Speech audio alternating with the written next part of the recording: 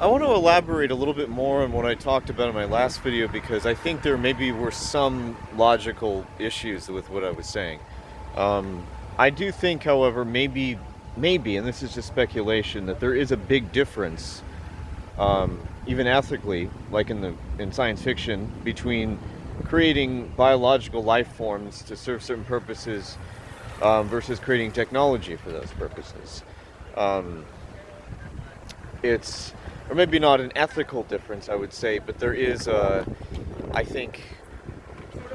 just in a rational sense, in terms of the actual logic that is used is fundamentally different, right? When you're creating biological hybrids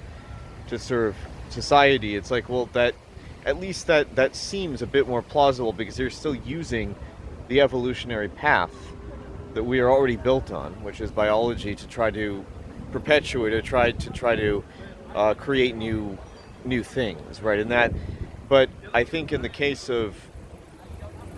AI, I think what's interesting is that usually the